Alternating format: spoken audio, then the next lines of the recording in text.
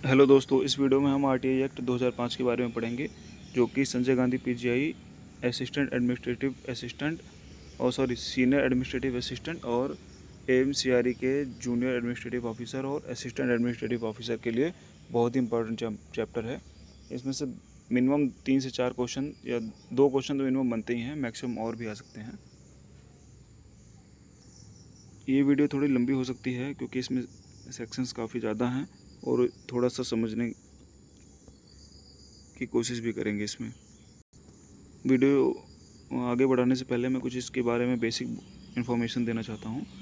RTI को approve किया था प्रेसिडेंट ने 15 जून 2005 को। ये वाली डेट इम्पोर्टेंट नहीं है, लेकिन 12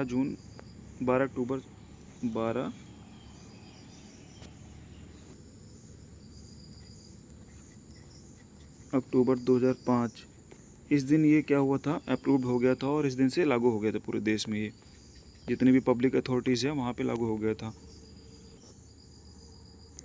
ये बिल लागू होते टाइम प्रेसिडेंट कौन था? डॉक्टर एपीजे अब्दुल कलाम थे।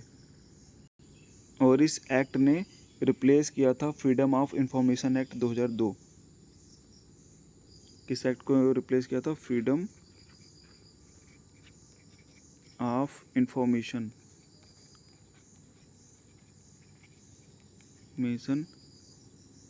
एक्ट 2002 को रिप्लेस किया था। मतलब इसके पहले हम फ्रीडम ऑफ इंफॉर्मेशन एक्ट से जानकारी लेते थे, पर आरटीआई 2005 आने के बाद freedom of freedom of information act को रिप्लेस कर दिया आरटीआई ने। आरटीआई के बहुत सारे रूल्स हैं और जिसके तहत आरटीआई से इंफॉर्मेशन लेना और देना दोनों के लिए प्रोसीजर्स हैं। आइए हम देखते हैं इसको वन बाय वन। एक मिनट, एक जानकारी और मैं देना चाहूँगा। आरटीआई को लागू करने का ऑब्जेक्टिव क्या था, मतलब किस लिए लागू की गई थी? तो इसके ऑब्जेक्टिव थे जैसे कि कोई भी डिपार्टमेंट है उसमें ट्रांसपेरेंसी लाना और जो एम्प्लॉई हैं उनकी अकाउंटेबिलिटी को बढ़ाना, और जो हमारी पब्लिक है उसको, जैसे हमारा देश है क्या, डेमोक्रेटिक देश है, तो इसमें पब्लिक का एक्सेस मतलब जो है इन्हेंस करना, मतलब जैसे पब्लिक का किसी भी डिपार्टमेंट में एक्सेस को इन्हेंस करना, ये इसकी ऑब्जेक्टिव थे। और हाँ, इसके साथ ही क्या था कि करप्शन को ख़त्म करना, या फिर कह सकते हैं कि रिड्यूस करना, कम करना। अब ये ऑब्जेक्टिव हो गया। अब हम इसका सेक्शन 1 से लेके सेक्शन 31 तक देखेंगे। इसमें 31 तक देखने की ज़रूरत नहीं है, मेन जो इम्पोर्टेंट है वही हम देखेंगे। सेक्शन देखने से पहले इसके एक बार चैप्टर्स के पे नज़र डाल लेते हैं। इसमें एक क्वेश्चन आया था चैप्टर्स पे कई बार, इसके डायरेक्ट चैप्टर पूछ लेते हैं सेक्शन ना पूछने की वजह से, सेक्शन ना पूछने की जगह पे इसके चैप्टर्स पूछ लेते हैं। जैसे चैप्टर 2 में क्या है? Right to information and obligation of public authorities, chapter 2 हो गया। चैप्टर 3 में है द सेंट्रल इंफॉर्मेशन कमीशन, और चैप्टर 4 में क्या है? State information commission. चैप्टर 5 में है power and function of the information commission, appeal and penalties है इसमें।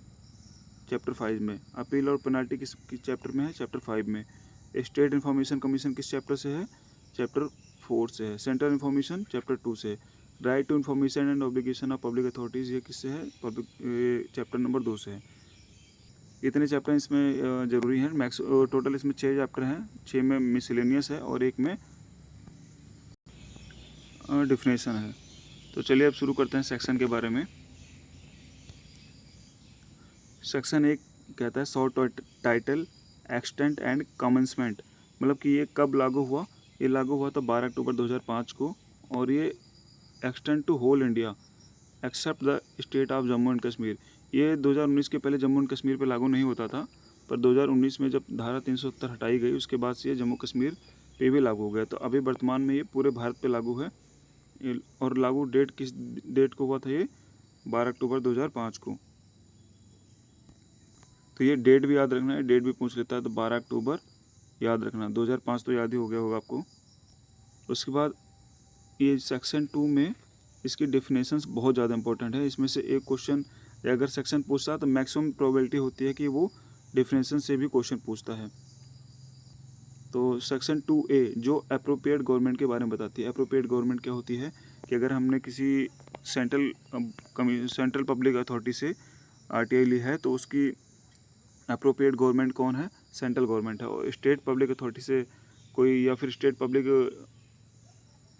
डिपार्टमेंट से कोई इन्फॉर्मेशन मांगी है तो उसका ये अप्रोप्रिएट गवर्नमेंट कौन है? स्टेट गवर्नमेंट है। और साथ ही यूनियन टेरेटरी के अप्रोप्रिएट गवर्नमेंट कौन है? सेंट्रल गवर्नमेंट है यूनियन टेरेटरी के।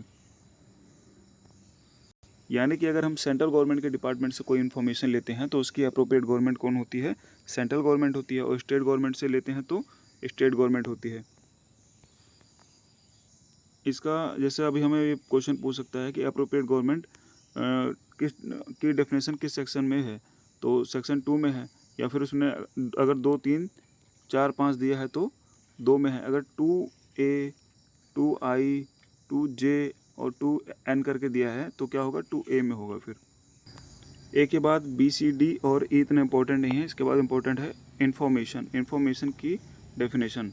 इंफॉर्मेशन क्या होता है? Means any material in any form including records, मतलब कि रिकॉर्ड्स के बारे में जानकारी ले सकते हैं, इन्फॉर्मेशन ले सकते हैं, डॉक्यूमेंट्स के बारे में ले सकते हैं, मेमोरेंडम या मेमोज के बारे में ले सकते हैं, ईमेल्स के बारे में ले सकते हैं, ओपिनियन ले सकते हैं, हम एडवाइस के बारे में ले सकते हैं, प्रेस रिलीज के बारे में ले सकते हैं, circular, orders, log books, extra contracts, reports, paper, samples, models, data material held in electronic form and information related to any private body which can be accessed by public authority under any law for the time being in force। यानी कि हम इसमें किसी भी form, मतलब इन सभी information को हम मांग सकते हैं, चाहे वो इलेक्ट्रॉनिक फॉर्म में हो, चाहे वो डॉक्यूमेंट्स के फॉर्म में हो। तो इन्फॉर्मेशन की डेफिनेशन ये है। इन्फॉर्मेशन मैं इसमें मतलब क्वेश्चन ऐसे ही पूछता है कि डेफिनेशन ऑफ इन्फॉर्मेशन किस सेक्शन में है? तो वो 2F में है। इन्फॉर्मेशन का ध्यान रखना कि 2F में है। अभी नेक्स्ट देखते हैं इसका। नेक्स्ट देखते हैं पब्लिक अथॉरिटीज़ के बारे में। बाकी ये भी इतना इम्पोर्टेंट नहीं है, इन्फॉर्मेशन के बारे में बता चुका हूँ मैं। पब्लिक अथॉरिटी है 2H में। H फॉर पब्लिक अथॉरिटी आ गया। पब्लिक अथॉरिटी क्या होती है कि कोई भी इंस्टीट्यूशन है या फिर सेल्फ गवर्नमेंट एस्टेब्लिश है जो कॉन्स्टिट्यूट किया गया है बाई द अंडर कॉन्स्टिट्यूशन, मतलब कि बाई आर अंडर कॉन्स्टिट्यूशन, जो हमारे संविधान के अंदर कॉन्स्टिट्यूट किया गया है, या फिर लॉ मेड बाई पार्लियामेंट, या फिर जिसके लिए पार्लियामेंट ने लॉ बनाया है, या फिर स्टेट लेजिस्लेचर ने लॉ बनाया है इसके लिए, जिस भी डिपार्टमेंट के लिए, या फिर कह सकते हैं कि किसी भी अप्रोप्रिएट गवर्नमेंट ने इसके लिए नोटिफिकेशन इशू करके पब्लिक अथॉरिटी को बनाया है। तो ये सारी चीज़ें क्या होगी इसमें पब्लिक अथॉरिटी के अंदर आएंगी। मतलब कि फिर से मैं बता देता हूँ, चाहे कोई लॉ बना के किसी बॉडी को बना गया है, पार्लियामेंट के द्वारा लॉ बनाया गया है, या फिर स्टेट लेजिस्लेचर के बारे से इसको लॉ बना के पास किया गया है, या फिर सेंट्रल गवर्नमेंट ने अंडर कॉन्स्टिट्यूशन के तहत बनाया है, या फिर किसी भी मतलब स्टेट गवर्नमेंट ने उससे लेजिस्लेचर की तरफ तहत बनाया है। आइदर कह सकते हैं कि नोटिफिकेशन कोई इशू की गई है किसी भी अप्रोप्रिएट गवर्नमेंट के द्वारा, तो वो क्या होगा कि वो पब्लिक अथॉरिटी के कंसीडर की जाएगी। और अप्रोप्रिएट गवर्नमेंट में इंक्लूड होता है कि अगर कोई भी बॉडी है जो क्या है कि कंट्रोल्ड है या फिर सब्सटेंशियली फाइनेंस्ड है, मतलब कि या तो पूरी कंट्रोल्ड हो, या फिर कह सकते हैं कि सब्सटेंशियली मतलब कि थोड़ा बहुत फाइनेंस की कर रही हो, उसमें सेंट्रल गवर्नमेंट या फिर स्टेट गवर्नमेंट, तो वो भी क्या होगी कि वो पब्लिक अथॉरिटी के अंदर कंसीडर की जाएगी। फॉर एग्जांपल के लिए जैसे पब्लिक सेक्टर अंडरटेकिंग होती हैं, जैसे ONGC हुआ, या फिर अपना गेल हुआ, या सेल हुआ, ये सारी चीज़ें क्या हैं? PSUs कंपनी है। इसमें क्या करते हैं गवर्नमेंट इसमें डायरेक्टली गवर्नमेंट का कंट्रोल नहीं होता, इसको पब्लिक सेक्टर चलाते हैं। पर इससे भी इंफॉर्मेशन लेने के लिए हमें क्या ये भी पब्लिक अथॉरिटीज़ के अंदर ही कंसीडर की जाती हैं, क्योंकि इसमें क्या होता है कि सेंट्रल गवर्नमेंट ने सिर्फ फाइनेंस किया होता है। 51% शेयर इसका किसके पास होता है? सेंट्रल गवर्नमेंट के पास होता है। उसके बाद जो 49% है वो थर्ड पार्टी कंसीडर की जाती है। इसको हम आगे देखेंगे थर्ड पार्टी की डेफिनेशन। तो इसका पब्लिक अथॉरिटीज़ के बारे में समझ में आ गया होगा। पब्लिक अथॉरिटी के बारे में ये तो पूछता ही है, पब्लिक अथॉरिटी क्या होती है। पब्लिक अथॉरिटी कोई भी है, मतलब जैसे कह सकते हैं कि कोई कमीशन हुआ, कोई बोर्ड हुआ, ये सारी पब्लिक अथॉरिटीज़ ही हैं। लाइक कोई ऑटोनोमस बॉडी हुआ, एम्स हुआ, जैसे संजय गांधी PGI हुआ, या फिर हम कह सकते हैं NDA हुआ, नेशनल डिफेंस एकेडमी हुआ, या फिर जो भी ऐसी चीज़ें बनाई गई हैं वो सारी पब्लिक अथॉरिटीज़ कंसीडर की जाती हैं। जैसे IIT हुआ, या फिर कोई हमारा नर्सिंग कॉलेज हुआ या मेडिकल कॉलेज हुआ, ये सारे क्या हैं, पब्लिक अथॉरिटीज़, इसके किसी न कहीं ये पब्लिक अथॉरिटी से कनेक्टेड हैं। और एक चीज़ और ध्यान रखना, अगर कोई एनजीओ है, नॉन गवर्नमेंट ऑर्गेनाइजेशन है, लेकिन उसमें सेंट्रल गवर्नमेंट या स्टेट गवर्नमेंट पार्शियली फंड कर रही है उसमें, या फिर मतलब थोड़ा बहुत सब्सटेंशियली फंडेड है ये, तो ये क्या किए जाएंगे, ये भी कंसिडर किए जाएंगे किसमें, पब्लिक अथॉरिटीज़ में किए जाएंगे। इनसे भी हम आरटीआई लेके क्वेश्चंस रेज कर सकते हैं, पूछ सकते हैं। एच में हो गया, 2H में हो गया पब्लिक अथॉरिटी की डिफिनेशन। इसके बाद देखेंगे राइट टू इन्फॉर्मेशन की डिफिनेशन। ये किस में है, 2J में है। ये J फॉर जोकर, जोकर में राइट टू इन्फॉर्मेशन की डिफिनेशन दी गई है। अब हम किस तरह से किसी भी डिपार्टमेंट से किस फॉर्म में या किस तरह से हम इन्फॉर्मेशन ले सकते हैं। तो जैसे अगर हम किसी भी चीज़ का चाहें तो इंस्पेक्शन ऑफ वर्क या डॉक्यूमेंट्स या रिकॉर्ड का इंस्पेक्शन कर सकते हैं, या फिर उनसे नोट्स ले सकते हैं, या फिर एक्सट्रैक्ट कर सकते हैं, सर्टिफाइड कॉपीज़ ले सकते हैं, या फिर डॉक्यूमेंट्स या रिकॉर्ड्स ले सकते हैं, या फिर सर्टिफाइड सैंपल्स ऑफ मटेरियल ले सकते हैं। ये सारी चीज़ें किस में आती है, राइट टू इन्फॉर्मेशन में आती है। और इसमें हम कैसेट या डेस्कटॉप डिस्क के फॉर्म में भी हम इंफॉर्मेशन कलेक्ट कर सकते हैं। डिस्क जैसा जो सीडी डिस्क होती है ना, उस फॉर्म में, या फिर हम कह सकते हैं फ्लॉपी, जिसमें एक रील आती थी जो लंबी लंबी खींचती थी, उस फॉर्म में भी, या फिर टेप्स के फॉर्म में, या video cassette or any other electronic mode, जैसे कोई भी और अदर इलेक्ट्रॉनिक मोड है, पेन ड्राइव या फिर किसी में भी लगा के हम इंफॉर्मेशन कलेक्ट कर सकते हैं। तो क्वेश्चन पूछ सकता है कि क्या हम किसी भी पब्लिक अथॉरिटी की इंस्पेक्शन कर सकते हैं, किसी डॉक्यूमेंट्स का इंस्पेक्शन कर सकते हैं, तो हाँ कर सकते हैं। ये राइट टू इन्फॉर्मेशन के अंदर हमारा राइट्स है। इसके बाद नेक्स्ट देखेंगे थर्ड पार्टी की डिफिनेशन। थर्ड पार्टी यहाँ थोड़ा सबसे नीचे देखेगा, ये एन में दिया गया है, 2N में, एन फॉर नेक्स्ट या फिर थर्ड पार्टी। अब थर्ड पार्टी की डिफिनेशन बताता हूँ मैं। जैसे अगर इसमें मैंने आरटीआई फाइल किया अगर कहीं, तो आरटीआई होगी फर्स्ट पार्टी। उसके बाद सेकंड पार्टी, क्योंकि मैं फाइल कहाँ कर रहा हूँ, आरटीआई से कर रहा हूँ, तो आरटीआई हो गई फर्स्ट पार्टी। अब मैंने मान लीजिए एम्स से अपने पेपर रिलीज करने के लिए, आंसर की रिलीज करने के लिए कोई आरटीआई फाइल करी है, तो एम्स हो गया क्या, सेकंड पार्टी हो गई एम्स।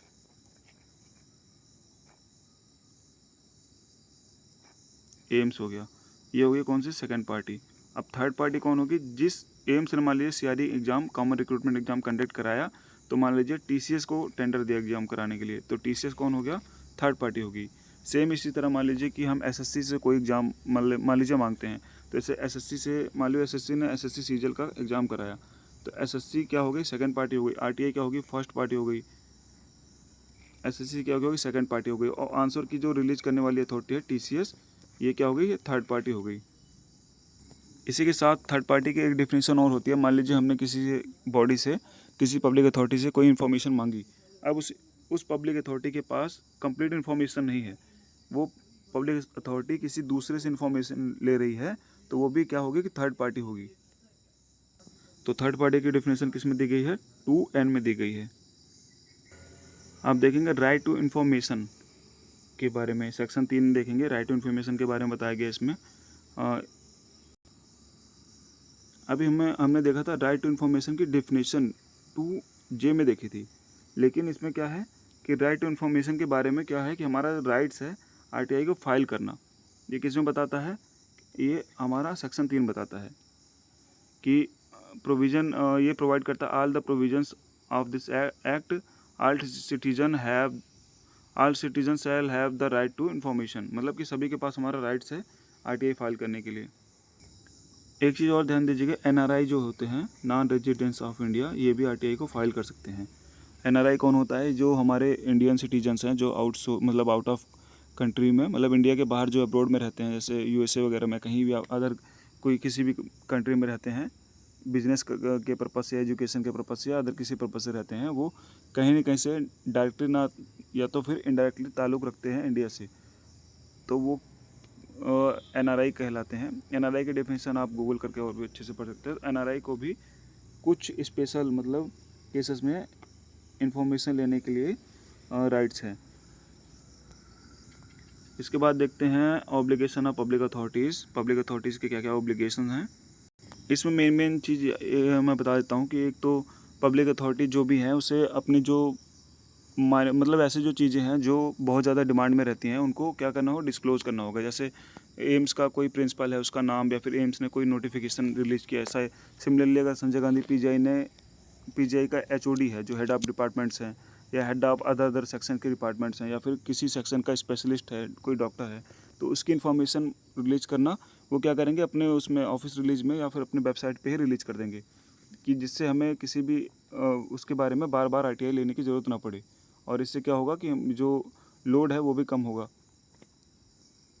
और सेकंड चीज़ इसमें बताया गया है कि जितने भी इन्फॉर्मेशन है या फिर फाइल्स हैं उसको एक ऐसे मैनर में लगाना है जिससे बाद में निकालते टाइम या जिससे इन्फॉर्मेशन एक्सट्रैक्ट करते टाइम उसे हमें बहुत ज़्यादा ढूंढना ना पड़े, जिससे हमारे आरटीआई के टाइम लैप्स हो जाए। ये सब चीज़ें बताई गई हैं इनमें।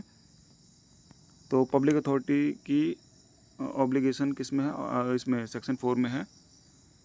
नेक्स्ट देखते हैं सेक्शन 5 के बारे में। सेक्शन 5 में दिया गया है designation of public information officer. ऐसे एक बार क्वेश्चन पूछा था, मैं कहीं प्रीवियस पेपर सॉल्व कर रहा था, तो उसमें मैंने इस चीज़ की डिफिनेशन देखी थी, मतलब क्वेश्चन देखा था कि पब्लिक इंफॉर्मेशन ऑफिसर किसके तहत डिजिग्नेट किया जाता है। तो वो सेक्शन 5 है। इसके तहत जैसे स्टेट गवर्नमेंट है, वो भी state public information officer PIO या फिर असिस्टेंट पब्लिक इंफॉर्मेशन ऑफिसर ये डेजिग्नेट करेगी। यही रिस्पॉन्सिबल होते हैं। अगर हम कोई भी आरटीआई फाइल करते हैं तो PIO या फिर PIO के ऑप्शंस में किसके पास जाएगी, APIO के पास। मतलब अगर PIO अब्सेंट है या तो पहले तो जाएगी PIO के पास, अगर PIO अब्सेंट है तो APIO के पास जाएगी। ये सेंटर और स्टेट हर जगह होती है, और यही लोग रिस्पॉन्सिबल होते हैं हमारे आरटीआई का रिप्लाई देने के लिए। और हर एक पब्लिक अथॉरिटी को जब आरटीआई लागू हुआ था तो उसके 120 या 100 डेज के अंदर पब्लिक अथॉरिटी और पब्लिक इंफॉर्मेशन ऑफिसर और असिस्टेंट पब्लिक इंफॉर्मेशन ऑफिसर को डिक्लेयर करना था। तो इसमें देख लेते, इसमें क्या जाना हमने, designation of public information officer. ये कौन होते हैं, जब हम आरटीआई फाइल करते हैं तो यही हमारे आरटीआई का रिप्लाई देते हैं। अब सेक्शन 6 बताता है request for obtaining information. Request for मतलब इसमें हम मैनर ऑफ फिलिंग आरटीआई देखते हैं, या फिर manner of making application to PIO and state PIO या फिर APIO। जैसे अगर हमें कोई भी एप्लीकेशन या तो हम ऑफलाइन और टाइप करते हैं, मतलब ऑफलाइन भेजते हैं, तो उसके लिए भी हमें इलेक्ट्रॉनिक फॉर्मेट में उसे टाइप कराना होगा। इसमें लैंग्वेज कौन कौन सी होती है, लैंग्वेज इंपॉर्टेंट है। या तो आप इंग्लिश में लिख सकते हैं, या तो हिंदी में लिख सकते हैं, या फिर अपनी जो आप जैसे स्टेट गवर्नमेंट से आरटीआई ले रहे हैं तो उस स्टेट गवर्नमेंट की लोकल लैंग्वेज में लिख सकते हैं, जो वहाँ पे मतलब लोकल ऑफिशियल लैंग्वेज है, जो वहाँ पे जो स्टेट गवर्नमेंट की ऑफिशियल लैंग्वेज है उसमें स्टेट गवर्नमेंट से इन्फॉर्मेशन लेने के लिए लिख सकते हैं। अब इन्फॉर्मेशन लेने के लिए फ़ीस कितनी होती है, फ़ीस होती है 10 रुपये। ये बाकी सबके लिए होती है, लेकिन BPL वाले लोग हैं जो उनके लिए 0 फीस है, उनके लिए फ़ीस नहीं होती है। BPL वाले कौन होते हैं, जो बिलो पॉवर्टी लाइन होते हैं, जिनके पास BPL कार्ड होता है, वो लोग क्या होते हैं, उनके लिए आरटीआई फाइल करने की फ़ीस कितनी है, 0 रुपये। और अदर के लिए 10 रुपये है। 10 रुपये किस फॉर्म में हम दे सकते हैं, तो चेक के फॉर्म में दे सकते हैं। जैसे कई बार कन्फ्यूजन हो जाती है, चेक क्या, हम चेक के फॉर्म में इसको आरटीआई फाइल करने की जो फीस होती है वो पे कर सकते हैं। हाँ, कर सकते हैं, चेक के फॉर्म में कर सकते हैं, DD बना के पे कर सकते हैं। दूसरा और क्या है कि पोस्टल स्टाम्प में कर सकते हैं, या फिर ऑनलाइन भी इसको पेमेंट कर सकते हैं। एक चीज़ ध्यान रखिएगा, वैसे तो मैं नोट्स बनाने के लिए कहता नहीं हूँ, पर इस टॉपिक का पार्टिकुलर इस टॉपिक का नोट्स बना लीजिएगा, क्योंकि इसमें बहुत ज़्यादा कंटेंट है, इतना हम पढ़ नहीं पाएंगे। और जो मेन कंटेंट है वो मैं पढ़ा रहा हूँ, तो वो मैं बता रहा हूँ, तो उस चीज़ों का आप नोट्स बनाइएगा, वो बहुत फ़ायदा करेगा आपके लिए। तो अभी हमने जान लिया कि फ़ीस के बारे में। अब देखते हैं कि अगर हम मैनर ऑफ फिलिंग देख लिया कि मैनर कौन से होगा, हिंदी या इंग्लिश या लोकल लैंग्वेज जो स्टेट की लैंग्वेज है वो हो सकती है। तीसरा क्वेश्चन आता है कि क्या एप्लीकेंट को जो अप्लाई कर रहा है आरटीआई के लिए, क्या उसे अपनी इन्फॉर्मेशन रिलीज करना या अपनी इन्फॉर्मेशन देना ज़रूरी है? नहीं, वो केवल अपनी कॉन्टैक्ट इन्फॉर्मेशन दे सकता है, जिससे आरटीआई का रिप्लाई उसके एड्रेस तक पहुंच पाए। बाकी उसे कोई भी इन्फॉर्मेशन देने की ज़रूरत नहीं होती है। और दूसरा चीज़, उसमें रीज़न भी नहीं देना होता है कि किस लिए वो किस पर्पज़ के लिए अप्लाई कर रहा है, रीज़न देने की ज़रूरत नहीं है। तो नंबर 1 अपनी पर्सनल इन्फॉर्मेशन, नंबर 2 रीज़न। ये चीज़ें बताने की ज़रूरत नहीं होती है, बस एक कॉन्टैक्ट इन्फॉर्मेशन देनी होती है कि आपसे कॉन्टैक्ट करके या फिर आपका रिप्लाई किस एड्रेस पे या कहाँ पे भेजा जा सकता है। अब कुछ फ़ीस के बारे में और हम देख सकते हैं फ़ीस इसी के तहत आता है। जैसे अगर हम मान लीजिए कि प्रिंटेड कॉपीज़ लेनी है, हम ऑफलाइन एप्लीकेशन दिया और हमें प्रिंटेड कॉपीज़ लेनी है, 10 पेजेस लेना है तो 20 रुपीज़ देनी पड़ेगी। तो पर पेजेस कितना हुआ, 2 RS का पर पेजेस है। तो ये चार्जेस के बारे में भी क्वेश्चन पूछ सकते हैं कि अगर हम एक A4 साइज़ या A3 साइज़, A4 या A3 साइज़ कोई इन्फॉर्मेशन ले रहे हैं इस फॉर्मेट में, तो हमें क्या करना पड़ेगा, 2 रुपये उसके लिए पर पेजेस के हिसाब से पे करने पड़ेंगे। सेकंड थिंग, हम अगर मान लीजिए इंस्पेक्शन ऑफ रिकॉर्ड्स कर रहे हैं, रिकॉर्ड का इंस्पेक्शन कर रहे हैं, तो उसके लिए फर्स्ट आवर में नो फीस। उसके बाद सेकंड आवर जैसे ही एक घंटा कंप्लीट होता है, दूसरे घंटे के लिए क्या करना पड़ेगा आपको, RS5 मतलब 5 रुपये आपको पर घंटे के इंस्पेक्शन के अकॉर्डिंग, मतलब आप जितने घंटे इंस्पेक्शन कर रहे हो उसके हिसाब से आपको 5 रुपये की फ़ीस देनी होगी। तीसरा क्या है, अगर आप डिस्क ले रहे हो या फिर फ्लॉपी डिस्क ले रहे हो तो उसके लिए क्या देना पड़ेगा आपको, 50 रुपीज़ देने पड़ेंगे आपको, 50 रुपये देने पड़ेंगे आपको। या फिर actual cost of the disc देना पड़ेगा, यानी कि जो उसका एक्चुअल का प्राइस है डिस्क या फ्लॉपी डिस्क का, वो देना पड़ेगा। तो वैसे 50 रुपीज़ ही ऑप्शन आता है। एक बार फिर से देख लेते हैं, पर पेजेस का RS 2 रुपये पर page, per hour inspection first hour को छोड़ के कितना है, 5 रुपये है। फ्लॉपी डिस्क या वो लेनी है या फिर फ्लॉपी डिस्क या डिस्क लेनी है तो RS 50 है। या फिर अगर बहुत ज़्यादा डॉक्यूमेंट्स लेना है तो उस डॉक्यूमेंट्स के प्रिंटेड कॉस्ट को भी देना पड़ेगा। नेक्स्ट देखते हैं डिस्पोजल ऑफ रिक्वेस्ट। इसमें से बहुत, ये क्या है ना, ये बहुत ही ज़्यादा इम्पोर्टेंट है, ये हमारे वैसे भी बेसिक जानकारी के लिए भी रखना चाहिए इसे हमें। डिस्पोजल ऑफ रिक्वेस्ट क्या होती है कि हमने अगर RTI आज फाइल किया, मान लीजिए कि आज 21 तारीख, आज मैंने RTI को फाइल किया, तो ये मुझे किस डेट तक मुझे मिल जानी चाहिए। तो ये RTI फाइल करने के 30 दिन के अंदर RTI की रिक्वेस्ट को डिस्पोज करना होता है, PIO या APIO को। चलिए एक बार इसको देखते हैं कि PIO के पास अगर हमारी गई है तो 30 डेज़ है, अगर PIO अपसेंट है और APIO के पास जाती है तो 35 डेज़ है रिक्वेस्ट को डिस्पोज करने के लिए। अगर थर्ड पार्टी के पास जाती है तो 40 डेज़ का टाइम लगता है। ये टाइम याद रखना, ये बहुत इंपॉर्टेंट टाइम है। इसमें से मतलब क्वेश्चन बनते हैं, इनमें से बहुत ज़्यादा क्वेश्चन बनते हैं ऐसे डेज, मतलब इससे डिस्पोजल ऑफ रिक्वेस्ट के टाइम से। और अगर मान लीजिए इन दिन मतलब इतने टाइम के बीच में भी आपकी रिक्वेस्ट को डिस्पोज नहीं किया जाता है और आपका एप्लीकेशन रिजेक्ट कर दिया जाता है, तो PIO या फिर APIO को रीज़न बताना होगा आपके एप्लीकेशन के रिजेक्शन का, किस वजह से आपका एप्लीकेशन रिजेक्ट किया गया है। अगर कोई प्रॉपर रीज़न नहीं है तो आप अपील कर सकते हो सेक्शन 19 के तहत, वो हम सेक्शन 19 आगे देखेंगे। सेक्शन 19 अभी देखते हैं, exemption from disclosure of information. ये कौन कौन से ऐसे मतलब बॉडीज़ हैं, ऐसे पब्लिक अथॉरिटीज़ हैं जहाँ से हम RTI के थ्रू उनसे इंफॉर्मेशन नहीं ले सकते हैं, ये भी इम्पोर्टेंट है। और इसमें से जैसे हमारे नेशनल सिक्योरिटी से रिलेटेड इन्फॉर्मेशन है, या फिर इंफॉर्मेशन रिलेटेड टू स्ट्रेटजिक्स या फिर साइंटिफिक एंड इकोनॉमिक इंटरेस्ट। जैसे स्ट्रेटजिक होती है, कोई हमारी स्ट्रेटजिक है या फिर साइंटिफिक है या ऐसे कोई इकोनॉमिक इंटरेस्ट है ऑफ द स्टेट, या फिर रिलेशन टू फॉरेन स्टेट, मतलब विदेश से हमारा जो रिलेशन है। जैसे हमने अगर राफेल ख़रीदा था तो उसके बारे में हम इंफॉर्मेशन RTI के बारे में नहीं ले सकते हैं कि हमें वो इतने कॉस्टली क्यों पड़ रहा है, या फिर इसका हम राफेल को क्यों परचेज़ कर रहे हैं। इसके बारे में जो वैसे जो शेयर करने की वाली जानकारी होगी वो पब्लिक डोमेन में न्यूज़पेपर के माध्यम से या अदर उसके माध्यम से दे दी जाती है। बाकी जो इन्फॉर्मेशन नहीं दी जाती है उसको हम RTI लेके नहीं मांग सकते हैं। दूसरा अगर आता है sovereignty and integrity of India को, ऐसी कोई इन्फॉर्मेशन जो sovereignty and integrity of India को ब्रीच करती है तो उसके तहत भी इन्फॉर्मेशन नहीं दी जाएगी। सोवरेनिटी मतलब कि भारत की संप्रभुता और अखंडता को तोड़ती है, तो ऐसी कोई इन्फॉर्मेशन नहीं दी जाएगी। अगर कोर्ट ने किसी लॉ के द्वारा या फिर किसी कोर्ट ने ऐसा कुछ बताया है कि हमें ये इन्फॉर्मेशन शेयर नहीं करनी है, तो वो भी शेयर नहीं की जाएगी। कोई ट्रेड सीक्रेट है, जैसे कोई ट्रेड का सीक्रेट है तो उसको भी शेयर नहीं किया जाएगा। And intellectual property rights, intellectual property rights को भी शेयर इसके तहत नहीं दिया जाएगा। ये एग्जम्प्टेड फ्रॉम डिस्क्लोजर है। साथ ही एनी इन्फॉर्मेशन, मतलब ऐसी कोई भी इन्फॉर्मेशन जो किसी व्यक्ति के लाइफ को इंडेंजर कर सकती है, तो वो भी नहीं दी जाएगी। और क्या क्या इन्फॉर्मेशन है? पर्सनल इन्फॉर्मेशन किसी व्यक्ति के बारे में हम मांगेंगे तो वो नहीं मिलेगी। Information received from foreign government in confidential, मतलब अगर कोई विदेश से कोई ऐसी इन्फॉर्मेशन आती है जो कॉन्फिडेंशियल यानी कि गोपनीय है, तो उसको भी नहीं दिया जाएगा।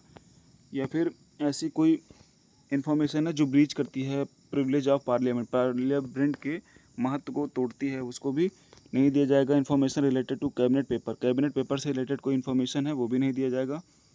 रिलेटेड टू इन्वेस्टिगेशन, कोई इन्वेस्टिगेशन अंडर, मतलब कोई भी केस अगर अंडर इन्वेस्टिगेशन है या फिर इन्वेस्टिगेशन से रिलेटेड कोई ऐसा केस है तो उसको भी नहीं दी जाएगी। एक चीज़ और है, जैसे अगर कोई भी इंफॉर्मेशन है वो ऑफिशियल सीक्रेट एक्ट 1923 के तहत आती है, तो उसको भी इसके मतलब आरटीआई के तहत नहीं दिया जाएगा। इसके बाद नेक्स्ट देखते हैं हम। नेक्स्ट है grounds for rejection to access in certain cases. इसमें सेक्शन 9 में आप याद रखिएगा, अगर कॉपीराइट से इन्फ्रिंजमेंट ऑफ कॉपीराइट से कोई भी, मतलब कॉपीराइट जहाँ दिखा वहाँ पे क्या आएगा? सेक्शन 9 आ जाएगा, ग्राउंड्स फॉर रिजेक्शन। अगर कोई भी ऐसी चीज़ है जो कॉपीराइट के तहत आती है तो उसको आरटीआई क्या कर सकती है? रिजेक्ट कर सकती है, या फिर पब्लिक अथॉरिटी रिजेक्ट कर सकती है, उसकी इन्फॉर्मेशन नहीं दे सकती है। लेकिन अगर ऐसी कोई इन्फॉर्मेशन जिसका कॉपीराइट गवर्नमेंट के पास है तो, और गवर्नमेंट चाहती है उसे शेयर करना, तो वहाँ से आप कॉपीराइट कंटेंट को भी ले सकते हैं। तो सेक्शन 9 में ध्यान रखिएगा, जहाँ भी कॉपीराइट या इन्फ्रिंजमेंट ऑफ कॉपीराइट दिखता है तो वो कहाँ, वो क्या आएगा? वो सेक्शन 9 में आएगा। सेक्शन 9 के बाद सेक्शन 10 है, इसमें सेवरेबिलिटी को बताता है। सेवरेबिलिटी का मतलब जानकारी से अलग करना। इसमें ऐसी कोई जानकारी है, जैसे मान लीजिए हमने कोई इन्फॉर्मेशन मांगी, उसमें कुछ ऐसे तथ्य हैं जो पब्लिक अथॉरिटी शेयर नहीं करना चाहती है, वो बहुत, मतलब ऑफिशियल सीक्रेट एक्ट या ऐसी कोई इन्फॉर्मेशन है उसमें कि जो पब्लिक डोमेन में जाना उसका मतलब उससे घातक हो सकता है, या फिर मतलब पब्लिक डोमेन में जाना वो घातक हो सकता है, या फिर नेशनल इंटरेस्ट के लिए ठीक नहीं है, तो उस पार्टिकुलर इन्फॉर्मेशन को, उस पार्टिकुलर चीज़ को हटा के बाकी जो इन्फॉर्मेशन है वो पब्लिक अथॉरिटी वो दे सकती है, उसको नहीं रोकेगी। तो ये किस में बताया गया है? सेवरेबिलिटी, मतलब कि जो कॉन्फिडेंशियल इन्फॉर्मेशन है उसको छोड़ के बाकी इन्फॉर्मेशन देने के है। इस शायद स्लाइड में इसमें सेक्शन 11 के बारे में नहीं बताया, मैं सेक्शन 11 ऐसे ही बता देता हूँ। सेक्शन 11 रिलेटेड है थर्ड पार्टी से। थर्ड पार्टी की डिफिनेशन मैंने बता ही दी थी। तो थर्ड पार्टी का टाइम कितना है? 40 डेज होता है। जैसे हमने आरटीआई फाइल किया तो सेकंड पार्टी के पास, आरटीआई सेकंड पार्टी के पास जाएगा, सेकंड पार्टी थर्ड पार्टी को 10 दिन का टाइम देता है। कितने दिन का टाइम देता है? 10 दिन का। पूछता है सेकंड पार्टी, कहती है कि आप 10 दिन में हमें ये इन्फॉर्मेशन दीजिए, या फिर अगर सेकंड पार्टी के पास ही इन्फॉर्मेशन है तब भी वो क्या करती है, इसको शेयर करने से पहले थर्ड पार्टी को बताती है कि हम ये इन्फॉर्मेशन शेयर कर रहे हैं, अगर आपको कोई दिक्कत है तो आप अपील कर सकते हैं और इसे रोक सकते हैं शेयर करने से। तो सेक्शन 11 में है थर्ड पार्टी। उसके बाद सेक्शन 12 आता है constitution of central information commission, कि मतलब सीआईसी का बनना। जो सेंट्रल इंफॉर्मेशन कमीशन है वो किसके तहत कंस्टिट्यूट की गई है? सेक्शन 12 के तहत कंस्टिट्यूट की गई है। अब इसके बारे में देख लेते हैं कि सेक्शन 12 में क्या क्या दिया है। ऐसे तो इसमें बहुत ज़्यादा पजल हो जाएगा, मैं बताता हूँ। सेंट्रल इंफॉर्मेशन कमीशन क्या होता है? कमीशन में ये हो गया सीआईसी, मान लीजिए एक ये सीआईसी सेंट्रल इंफॉर्मेशन कमीशन है, इसका एक चीफ होगा, चीफ इंफॉर्मेशन कमिश्नर होगा। एक सीआईसी होगा, चीफ इंफॉर्मेशन कमिश्नर होगा, और मैक्सिमम 10 हो सकते हैं इंफॉर्मेशन कमिश्नर्स हो सकते हैं। तो चीफ सेंट्रल इंफॉर्मेशन कमीशन के एक सीआईसी हो सकता है और 10 आईसी हो सकते हैं मैक्सिमम। अब इसको अपॉइंट कौन करता है? इनको अपॉइंट करता है प्रेसिडेंट, राष्ट्रपति अपॉइंट करता है ऑन द रिकमेंडेशन ऑफ एक कमेटी, मतलब एक कमेटी रिकमेंड करती है प्रेसिडेंट को, तब प्रेसिडेंट इनको भी और इनको भी अपॉइंट करता है। और वो कमेटी में कौन कौन मेंबर होते हैं जो रिकमेंड करती है? उसमें पहले तो सबसे पहला मेंबर होता है प्राइम मिनिस्टर, भारत का प्रधानमंत्री, जो कि कौन होता है? चेयरपर्सन होता है या फिर लीडर होता है इस कमेटी का, जो सीआईसी और आईसी को रिकमेंड करती है। दूसरा कौन होता है इसमें? अपोजिशन का लीडर ऑफ अपोजिशन होता है। तीसरा क्या होता है? कैबिनेट मिनिस्टर होता है कोई। तो ये तीनों मिलके इसको प्रेसिडेंट को रिकमेंड करते हैं और प्रेसिडेंट क्या करता है, इनको अपॉइंट करता है।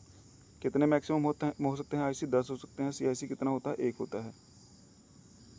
अब सीआईसी और आईसी बनने के लिए योग्यता क्या होनी चाहिए, एलिजिबिलिटी क्या होनी चाहिए? प्रोमिनेंट मेंबर होना चाहिए सोसाइटी का, मतलब एक अच्छा खासा उसकी इज्जतदार आदमी होना चाहिए। उससे इंफॉर्मेशन या फिर साइंस एंड टेक्नोलॉजी या फिर पब्लिक सर्विस, जैसे आईएएस रहा हो या मतलब सचिव रहा हो, या फिर जर्नलिज्म के बारे में या फिर लॉ एंड एडमिनिस्ट्रेशन के बारे में अच्छा एक्सपीरियंस हो, तो वो क्या बन सकता है? आईसी और सीआईसी के लिए एलिजिबल है।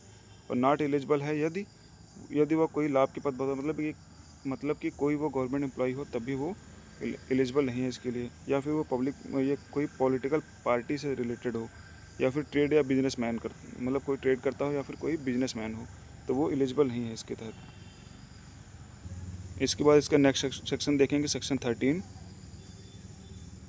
सेक्शन 13 में दिया गया है term of the office and condition of service. Term मतलब क्या है कि सेंटर जो जितने भी आईसी हैं और सीआईसी हैं, इनका मैक्सिमम टर्म क्या हो सकता है, मतलब पीरियड, सर्विस पीरियड क्या हो सकता है। अगर कोई आईसी है या फिर सीआईसी है तो वो मैक्सिमम 65 ईयर को अटेंड करने तक या फिर 5 ईयर की एक बार सर्विस दे सकता है। या तो वो जैसे वो अगर 63 साल पे बना इंफॉर्मेशन कमिश्नर, तो वो कब रिटायर हो जाएगा? वो 65 की उम्र में रिटायर हो जाएगा, मतलब 2 साल सर्विस करके। अगर वो 60 की उम्र बनेगा तो वो 65 साल पूरी करेगा, 5 साल पूरी करेगा। उसके बाद दोबारा रीअपॉइंटमेंट का प्रोसीजर नहीं है इसमें। इसमें क्या है, रीअपॉइंटमेंट नहीं किया जा सकता। अगर कोई आईसी है तो उसे सीआईसी बनाया जा सकता है, मतलब इंफॉर्मेशन कमिश्नर है तो उसे चीफ इंफॉर्मेशन कमिश्नर बनाया जा सकता है। लेकिन अगर वो 3 साल तक आईसी के पद पे रहा तो वो 2 साल तक ही टोटल सीआईसी के पद पे रहेगा। या तो फिर वो 2 साल, जैसे 61 की उम्र में बना वो और इसने 3 साल आईसी के पद पर रहा, तो अभी इसकी एज हो गई कितनी? 64 हो गई।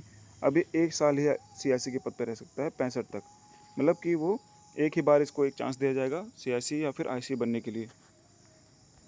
अब रिमूवल पर देखते हैं। अगर प्रेसिडेंट अपॉइंट करता है तो रिमूव कौन करेगा? रिमूव भी प्रेसिडेंट करेगा on the ground of misbehaviour, या फिर कोई इंक्वायरी या फिर करप्शन के केसेस में पाया जाता है, या फिर पागल या दिवालिया हो जाता है तो फिर इसको रिमूव किया जा सकता है, या फिर कोई पक्षपात करता है तब भी उसको रिमूव किया जा सकता है। मतलब ब्याज जैसे जितने भी नेगेटिव चीज़ें हैं, अगर ऐसे उसके अगेंस्ट में प्रूव हो जाती हैं, और प्रूव करने के लिए कौन होगा? सुप्रीम कोर्ट का जो होगा, सुप्रीम कोर्ट का रेफरेंस ले जाएगा उसमें, और सुप्रीम कोर्ट का जज होगा, वो अपने सामने ये तथ्य को देखेगा। उसके बाद अगर जस्टिफाई करता है और जस्टिफाई हो जाता है कि उसके अगेंस्ट में, उसके फेवर में ना कि उसके अगेंस्ट में होगी, तो उसको रिमूव कर दिया जाएगा। या फिर अगर प्रेसिडेंट के पास पावर है, अगर वो चाहे तो अगर वो ऐसे कोई काम करता है जो देश के अगेंस्ट में जा रहा है, या ऐसे कोई काम करता है जो प्रेसिडेंट या फिर पार्टी के फेवर में नहीं है, तो भी उसको रिमूव कर सकता है। प्रेसिडेंट के पास इंडिविजुअल भी पावर होती है।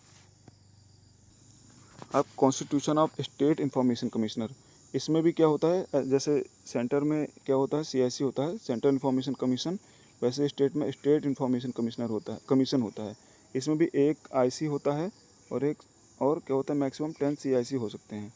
इनकी एलिजिबिलिटी भी सेम है। टर्म्स एंड ऑफिस देख लेते हैं इसका कंडीशन। इसका जैसे उसमें 5 ईयर था, इसमें 3 ईयर मैक्सिमम, या फिर 65 ईयर। बाकी टर्म सारे सेम हैं कि अगर वो एक बार आईसी बन गया तो 1 साल के बना तो वो सीआईसी के प्रमोट हो सकता है 2 साल के लिए। लेकिन अगर 3 साल यहाँ बन गया तो दोबारा सीआईसी नहीं बन सकता है, और एक सीआईसी दोबारा से आईसी नहीं बन सकता है। स्टेट गवर्नमेंट में भी सेम प्रोसीजर है।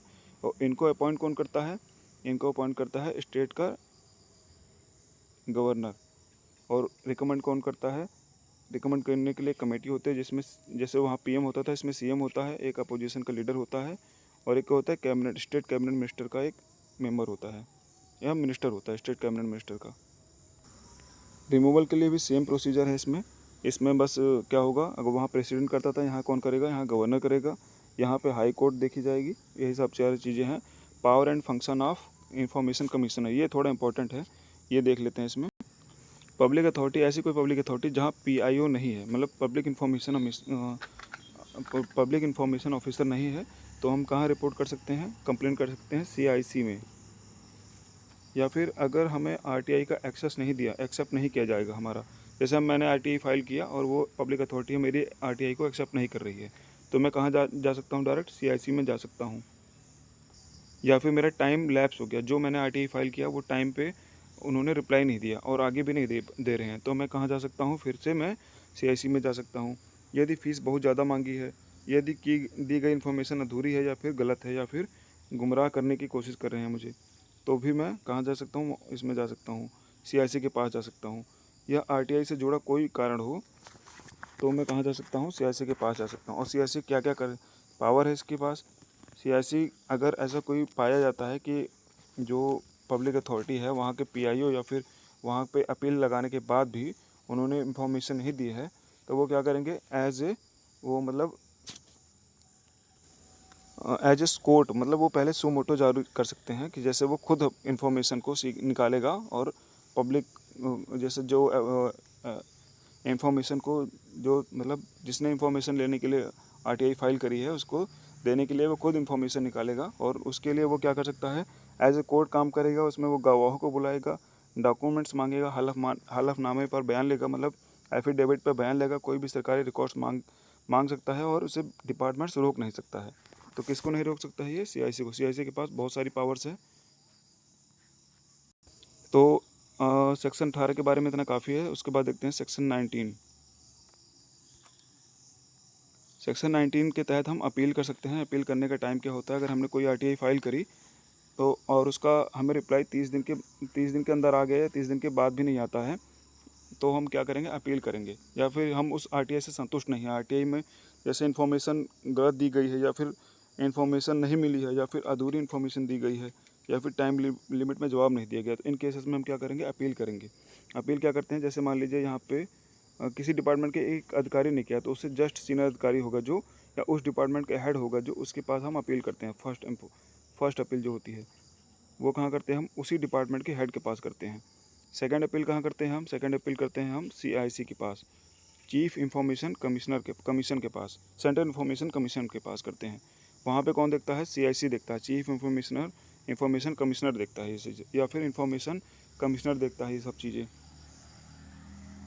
इसमें क्या इंपॉर्टेंट है, एक तो हम RTI फाइल किया जब हमने, तो उसका अपील करने का टाइम क्या होता है। टाइम क्या होता है, जैसे RTI आज मैंने फ़ाइल किया तो उसके 30 दिन बाद रिप्लाई आना है, और जिस दिन रिप्लाई आया उसके 30 दिन के बाद तक हम इसको, या फिर जिस दिन रिप्लाई आना था जो लास्ट डेट थी उसके 30 दिन बाद तक हम उसको क्या कर सकते हैं, फर्स्ट अपील को फाइल कर सकते हैं। सेकेंड अपील के लिए 45 डेज़ होता है जो हम CIC में फ़ाइल करते हैं। तो ये टाइम याद रखिएगा, फर्स्ट अपील के लिए 30 दिन टाइम है, सेकंड अपील के लिए 45 डेज़ टाइम है। और अपील कब करते हैं, जब इन्फॉर्मेशन हमें गलत मिली हो या फिर हम उससे संतुष्ट ना हो या फिर इन्फॉर्मेशन टाइम पे ना मिली हो। इन सब केसेस में हम अपील फाइल करते हैं। अपील फाइल करने के लिए कौन सा सेक्शन, सेक्शन 19 है। उसके बाद नेक्स्ट देखते हैं हम पेनाल्टीज़ के बारे में।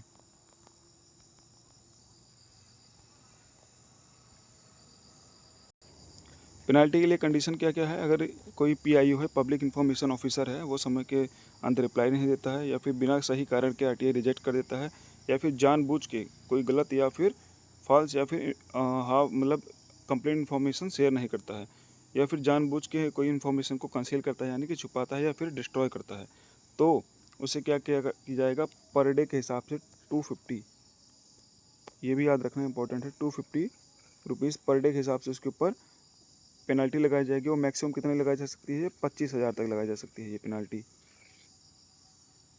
लेकिन अगर कोई PIO ऐसे तो 25,000 देने के बाद वो कोई इन्फॉर्मेशन शेयर नहीं कर रहा है तब भी उसको कोई कुछ नहीं जाएगा। तो अगर वो कोई ऐसा ऑफिसर है कि जो एक बार या कई बार ऐसी गलतियां कर रहा है, तो उसके बाद उसके ऊपर क्या होगा, डिसिप्लिनरी एक्शन लिया जाएगा।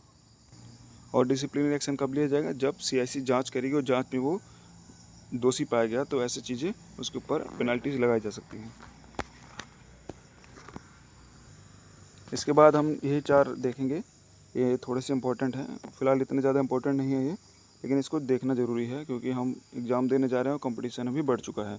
तो protection of action taken in good faith, ये क्या है, अगर कोई व्यक्ति जैसे कोई ऑफिसर है उसने कोई मतलब ऐसे कोई गलती नहीं करी, मतलब कि RTI का जवाब देने पर उस अधिकारी के खिलाफ कोई भी मुकदमा, कार्रवाई या सज़ा नहीं दी जा सकती है यदि ऑफिसर ने अपना सारा काम ईमानदारी से किया हो, उसने जानबूझ के ऐसी कोई गलती ना की हो, तो उसके खिलाफ ऐसा कोई मुकदमा ये सब चीज़ें नहीं की जा सकती है।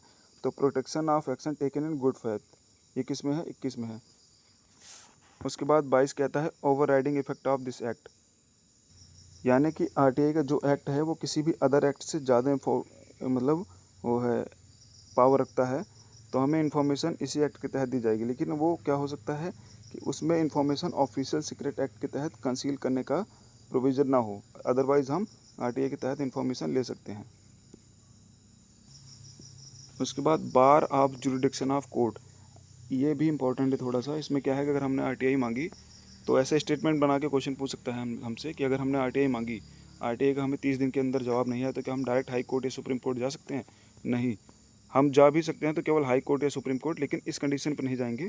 पहले हम फर्स्ट अपील फाइल करेंगे, उसके बाद सेकंड अपील फाइल करेंगे, उसके बाद अगर दोनों से हम अनसेटिस्फाई हैं तो हम जाएंगे हाई कोर्ट या सुप्रीम कोर्ट जाएंगे, डायरेक्ट नहीं जाएंगे। उसके बाद ये जो एक्ट है ये नॉट अप्लाइड होता है। कुछ ऑर्गेनाइजेशन है जिन पे ये एक्ट अप्लाई नहीं होता है, जैसे इंटेलिजेंस है, डिफेंस है, या फिर सिक्योरिटी, नेशनल सिक्योरिटी, ये जो भी शेड्यूल 2 में आते हैं ऑफ गवर्नमेंट के एजेंसी, जो ऐसे एजेंसी जो शेड्यूल 2 में आती हैं उन पे ये एक्ट अप्लाई नहीं होता है। इस वीडियो के लिए इतना ही काफ़ी है। होप करता हूँ आपको आरटीआई अच्छे समझ में आया गया होगा। अगर कोई ऐसा डाउट है तो आप कमेंट सेक्शन में पूछ सकते हैं। Okay, thank you.